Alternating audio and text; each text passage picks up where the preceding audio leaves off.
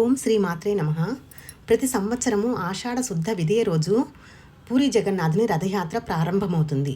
కానీ ఈ సంవత్సరము తిథుల వ్యత్యాసం కారణంగా జగన్నాథుని రథయాత్ర 2 రోజుల పాటు జరగనుంది. ఈరోజు బలభద్ర సుభద్ర రథయాత్ర ఉంటుంది. రేపు ఉదయం 8 గంటలకు జగన్నాథుని రథయాత్ర ప్రారంభమవుతుంది. రథంపైకి ఉత్సవమూర్తులను చేర్చే ఘట్టాన్ని పొహండి అంటారు.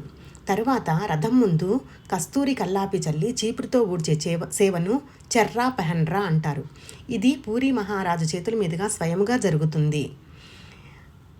రథం కదలడానికి ముందు భక్తులు జగన్నాథుణ్ణి తిట్టే వింతైన సాంప్రదాయము ఇక్కడ ఉన్నది. ఉత్సవం కోసము ప్రతి ఏటా కొత్త రథాల నిర్మాణం జరుగుతుంది. ఎరుపు పసుపు వస్త్రాలతో ఉండే రథము జగన్నాథుని రథము. 3 కిలోమీటర్ల దూరంలో ఉండే గుండీచా మందిరం వరకు రథయాత్ర సాగునుంది.